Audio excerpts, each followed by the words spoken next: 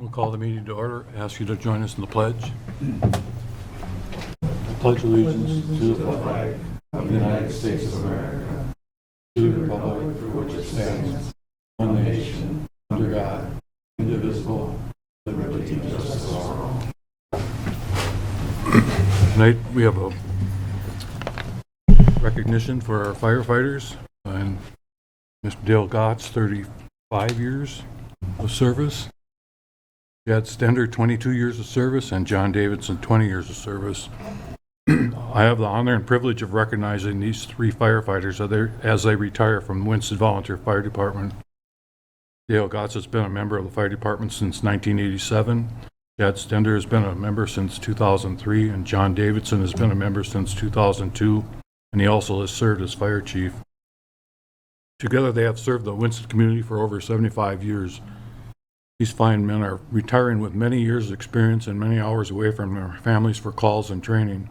Over the years, they have formed relationships with other firefighters, trusting each other, excuse me, and trusting each other through many circumstances.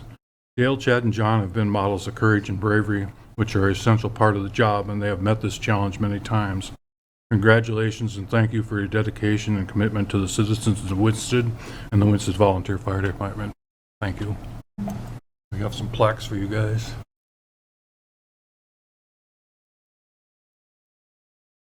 This is you, Dale.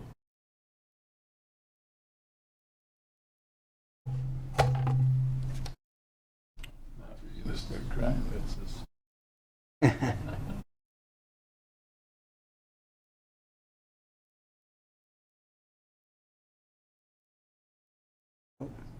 One more. Thank you. Thank you very much, Dale.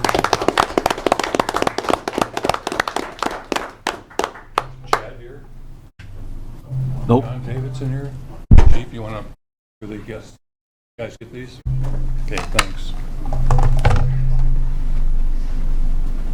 Those of you who were here for the presentation and want to leave, and you're not committed to staying. Thanks a lot. You can go celebrate. Thanks, Dale. Yeah, thank you. Thank you. Tonight's consent agenda consists of the following items. Item A, approve an engagement letter with Northern Consulting Actuaries Incorporated, doing business as VIA Actuarial Solutions for GASB 67-68 Pension Actuarial Services for the City of Winston and the Winston Volunteer Fire Department Relief Association Pension Plan. Item B, declare 2 packages of bolt-on tie-down rails for cargo as surplus equipment eligible for sale as recommended by the Winston Volunteer Fire Department, and authorize the interim city administrator to determine the process and best method for sale of the equipment. Item C, authorize the mayor to execute a land lease with Barfnick Farm LLC to farm approximately 6 acres of land adjacent to the wastewater treatment facility in the amount of $1,200 and expiring December 31st of 2023. Item D, terminate the land lease agreement between the City of Winston and Winston Hangar number 46 LLC for hangar number 46 at the Winston Municipal Airport. Item E, approve the land lease agreement between the City of Winston, 10D Hangar Group for hangar number 46 at the Winston Municipal Airport based upon the successful submission of all required documents and fees to the City of Winston. Item F, authorize the Winston Arts Council organization to conduct 4 music events and have food trucks available at Mill Reserve Park on July 6, 13, 20, and 27, and waive any applicable permits or fees for the use of the park at those dates. Item G, appoint Ms. Lori Quast to the position of volunteer emergency medical responder with the Winston Volunteer Fire Department, contingent upon passing a criminal background check, pre-employment physical, and a drug and alcohol test. Item H, approve the pledged securities that Security Bank and Trust Company has purchased for the City of Winston for the month of April 2023. Item I, approve the building permit report for the month of 2023. Item J, approve the financial report for the month of March 2023. And item K, approve the claims list for May 16, 2023. That's the consent agenda. I'm looking for a motion to approve. Mr. Mayor, I'll motion to approve the consent agenda as presented, and I abstain from voting on item H. We have a motion. Do we have a second? I'll second. A motion and a second. All in favor? Aye. Opposed? Motion carried. We'll go right down to new business. And that's the schedule of public hearing ordinance amendments annexation. Adam? Sure. Good evening, Mr. Mayor and members of City Council. So tonight's new business item is in regards to one of the goals that the City Council has set both in 2023 and actually all the way back to 2022 to explore potential annexation of parcels that are either owned by the City of Winsted or surrounded 100% by the City of Winsted. So ultimately just working to clean up the municipal borders. So the first step or the next step in that project is to schedule a public hearing because anytime you're adjusting the municipal code in which this annexation would be doing, you have to have a public hearing associated with that. So the options for the public hearing would be July 5th or July 19th would be the earliest we get it done. Now, with that being said, I wanted, or the staff was also inquiring what everybody's schedule is on July 5th. I mean, right now we're scheduled to have a meeting that night. We're anticipating that. Now, if that doesn't work with your schedules, we could consider either foregoing it or rescheduling it. So on top of that, then we'd also want to discuss the public hearing date. You know, if we're going to meet July 5th, that would certainly be an appropriate date to do the public hearing. But if we're not, then it'd have to go to the 19th. That's a Tuesday. It is. Oh, excuse me. I apologize. The 5th is a Wednesday. It's a Wednesday. Yeah, we can't meet on that Tuesday. So I'm open. Council, any? I don't know. Check. Well, if we want to err on the side of caution, we could. Wednesday, July 5th. yeah, to Steve's point, you could schedule your public hearing on the 19th. That makes sure that and you can still determine a later date whether or not you want to have that council meeting or not on the 5th. The 19th would be a Wednesday, wouldn't it? Yeah, you're right. So Is you'd be on Is the, the 19th a Tuesday? No, it's a Wednesday. Whatever the second in July Okay, is. I apologize. Let me take a look. So it'll be the 18th. The options are July 5th or July 18th. July 18th, yeah. Well, So again- in fairness to the people that this might affect, they may be out of town on the 5th, so I'd prefer the 18th for that public meeting. Anybody not want that public meeting on the 18th? So in your motion this evening, I would request that you put that date, include that date within your motion then. And then we will schedule that, the staff will schedule that public hearing accordingly. Are you ready for a motion? We are. I'd make a motion to schedule a public hearing to schedule a public hearing on July 18th to consider adopting amendments to the Winsted Municipal Code related to annexation in the city of Winsted. We have a motion. Do we have a second? I'll second. We have a motion and a second. All in favor? Aye. Opposed? Motion carried. Well, we're down to the organization report already. So Winston Baseball and Little League. No fights. That's why I brought the cops in tonight. Hello, I'm Matt Rogie. I'm chairman of the board of the Winston Baseball Association. The Winston Wildcats last year had a little rough year. We didn't do as we wanted to, but we did host the regional tournament in 2022 that brought roughly 4,000 people to Dennis M. Campbell Field. It was a good learning curve for us. We were able to do some things to our field to get it ready for that. It helped us get the necessary things that make a baseball field: sprinkler system, scoreboard, get our concession stand stuff figured out. So it was a good event for us to host. After the season, myself, Curtis Herbolsheimer, and Jake Prain all retired. So this past March, we hired Brady Jenkins and Daryl Robinson as co-managers this year. They started their season 3 weeks ago, so we'll see how that goes. How did your first few games go? They're 0-2, but they're still waiting on a couple kids to come back from college and the high school season, so should be they got 25 people, so Well, they that's have good. a decent roster ready to go once You have a everybody's back. pitcher. They have a pitcher, hopefully. That's their problem now. But yeah, no, it's going good. So, kind of some field thing. Oh, sorry. Well, I was just gonna say, in terms of your capital improvements that you've been making, in terms of your fundraising associated with that, is that all on track the way you were projecting it with the city council and with the park commission, et cetera? Are you feeling good about where you're at with that? Yeah, so we paid off the loan to the city. So right now we don't have any loans with the city. We still are fundraising currently to do some more capital improvements that us as a board will decide on what we're trying to look for. But we're trying to get it up to being able to host a sectional tournament in high school or a big Legion tournament, something to bring in some more people to the community. And does HLWW use the field? Yes, so HLWW uses it for home games and practices. We open the concession stand to them. It's been going pretty well. We have a lot of double headers there, so that kind of helps the supper crowd. So helps out our finances a little bit, but it's nice just having them use it. We get kids on it, drag it, maintain it, mow the lawns, all that good stuff. What other organizations will be using it in addition to the Wildcats this summer? What other teams will be playing there? So HLWW used it. Lester Prairie High School has used it a couple times.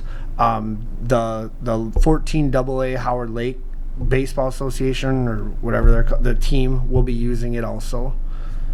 And that's ultimately all scheduled through your board, correct? Correct. Yep. So we have just kind of a field maintenance crew that kind of makes sure that no double teams no double games on the schedule, and Wildcats have first dibs, so then everybody else can just file in. The park looks nice. Yeah, thank you. And just so the new council members are aware, right now the city of Winston has a maintenance agreement with that association in terms of we pay a certain amount for them to maintain the field on an annual basis. It's pretty nominal. I don't know if it's $500 or something like that. $500 for improvements and $1,000 for For the maintenance. Right. And that's been pretty long-standing agreement. Yep. What I do know that we did form a committee to kind of relook at that lease agreement and just kind of make sure it's up to date. It was last looked at in 2017. I think prior to the last agreement with the improvements, yeah. Yeah. So it's been a while. Who cuts the lawn? That is Me. That's the thought. That's $1,000. Yeah, we have a couple board, Paul Herbolsheimer, Curtis Herbolsheimer. We have kind of a group of people to kind of take their turns doing it. So and that way it's done at their desire, versus a standard Right. maintenance level. Now, what do you anticipate? A lot of additional capital improvements? I mean, is there anything else significant the city council should be aware of in terms of planning, budgeting for, et cetera? Or? So a couple of things we're trying to do, just kind of higher level. We haven't decided on any of this yet, but just kind of increase and improve the seating along the third baseline. Right now, there's some kind of dead spots there that you can't really see. Fixing that. We just redid the dugout last year on third baseline, so our goal would be to mimic the first base dugout to make them match. We also have some field improvements that we need to do. For instance, the infield is a little choppy and rough, so we're kind of hoping to smooth that out over this summer, make a decision on how we're going to fix that for the future. Any other questions? Thanks for all you do. Thank you. Yep. Thanks for coming this evening.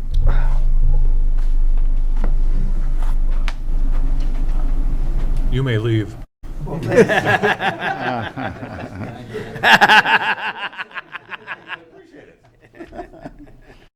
Rick Bowman, representing Winston Little League Youth Baseball Softball Association. Couple things, I guess our registration just wrapped up end of May.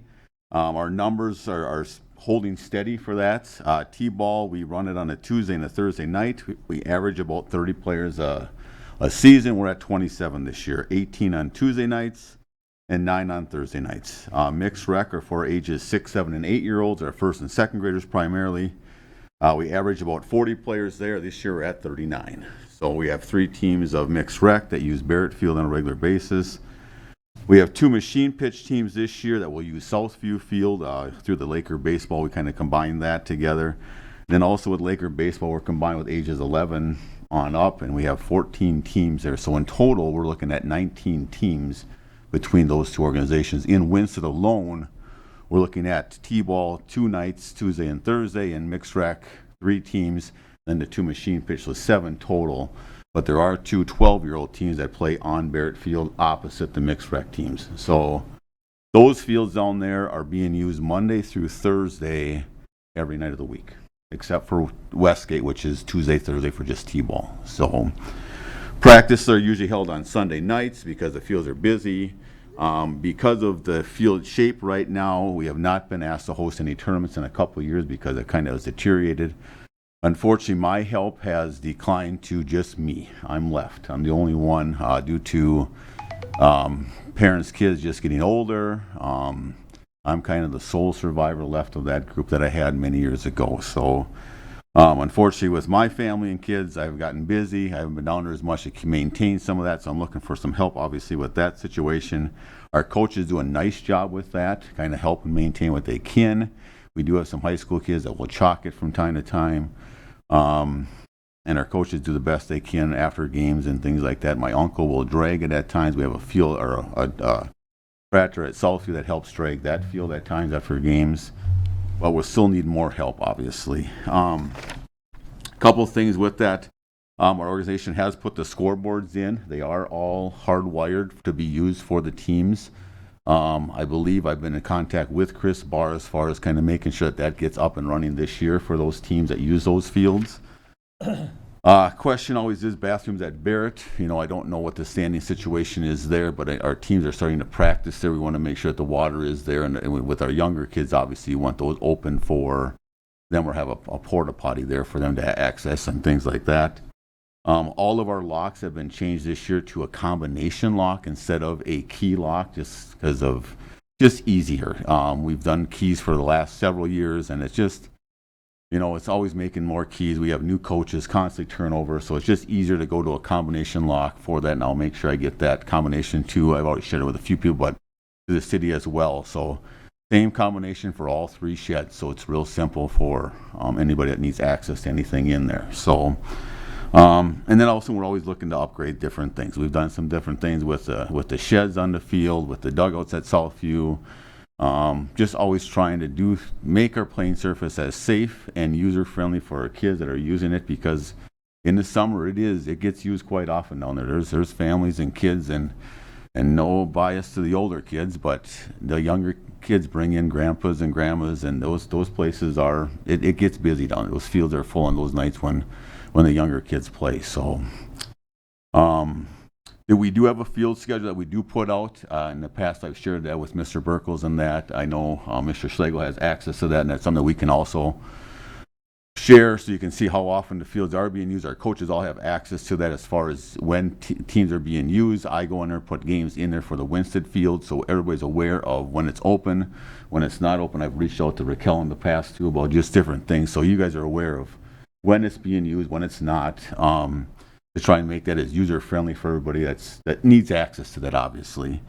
Other than that, you know, our numbers are holding steady. I mean, we're looking at, in our organization, we're looking at 75 kids alone just in Winston, and you add the Laker Association, we're close to 200 kids that are playing ball in the summer. Yeah, so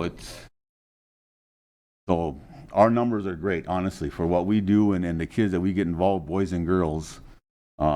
It's awesome. It's a good situation. So I'm proud to be a part of it. And the work that we've done in the past and looking forward to still doing it is great. So, questions? Are there tournaments this year during the year? There are not tournaments. We have not been asked because of kind of our field situation and our help. Honestly, I have kind of shied away from asking for tournaments because I just don't have the help anymore that I used to have. So And we probably need to do a little bit more with our fields right now to get them back to tournament level to play on them in the weekend, but we will not host any tournaments this year. Specifically, what needs to be done to the fields? Well, Barrett Field, all three of them probably need more agar lime.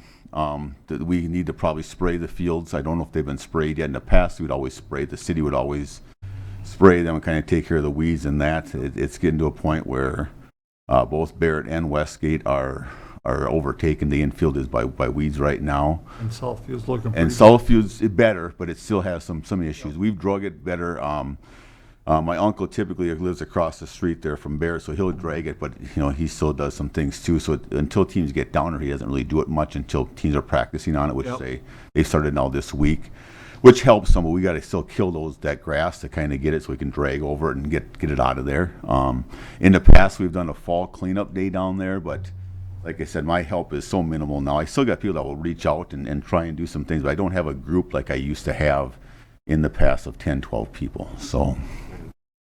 It's certainly a volunteer-driven organization. It's one of the few things that the city ultimately offers that demographic of the younger kids. So it's a great organization. Rick, you've done a phenomenal job with that, and we just certainly know the difficulties with that. Mr. Schlegel will contact the city staff and get some of those minor, improvements made in terms of taking care of the weeds, taking care of the infield, etc. We can certainly get some agar lime. So that should all be pretty immediate impacts that can help improve some of those.